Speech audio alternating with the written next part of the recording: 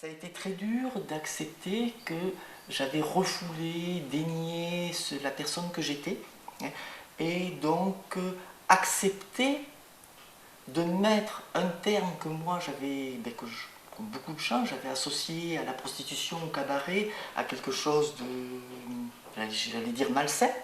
comme malheureusement beaucoup de personnes peuvent le penser quand on donne le mot transsexuel en première intention. Et donc là, ça a été, je dirais, une des phases les plus difficiles de m'accepter, d'accepter que je sois une personne que je réprouvais à l'origine. Ensuite, la deuxième phase très difficile, c'est que je me suis rendu compte qu'à partir du moment où j'acceptais d'être moi et que je me rendais compte que je partais dans une impasse dans l'autre sens, une impasse qui était pas loin d'être mortelle quand même, c'était de me rendre compte que je n'avais pas préparé en quelque sorte ma famille, mes enfants, ma femme, au fait que je ressentais des choses et donc pouvoir aborder le sujet différemment. Et ça a été un coup de tonnerre dans la maison et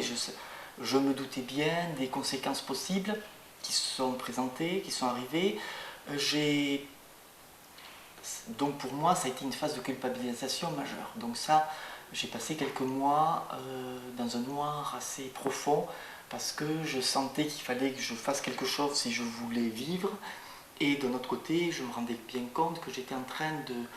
de détruire quelque chose que l'on avait construit pendant des années. À partir du moment où j'ai compris tout cela, le reste a été beaucoup plus facile. À partir du moment où j'ai réussi alors ça peut être une déformation professionnelle, mais à pouvoir mettre ce qu'on appelle des éléments épidémiologiques pour pouvoir trouver la raison qui me poussait à faire cette transition, le fait de faire la transition a été plus facile. Le reste n'est que transformation physique, c'est pas le plus difficile en soi. Après ça, j'étais bien dans ma tête, et à partir du moment où j'étais bien dans ma tête, où j'étais moi, Delphine, l'ensemble s'est associé, a évolué. Non, non, je vais être franche, ça n'a rien changé de plus parce que, d'abord, est-ce que ce qui est important,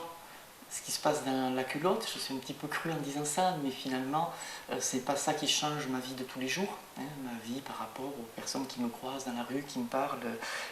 par rapport aux clients qui viennent me voir, je suis toujours la même personne, donc ça n'a rien changé. Pour moi, c'était, et là je parle à mon nom personnel, c'était une obligation parce que j'en ressentais le besoin, parce que j'étais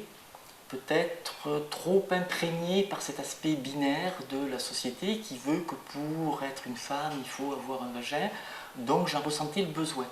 C'est pas pour autant que je me sens différente de la personne que j'étais avant. J'étais déjà Delphine il y a un an de ça, je suis la même personne et je n'ai pas vu de différence. C'est la possibilité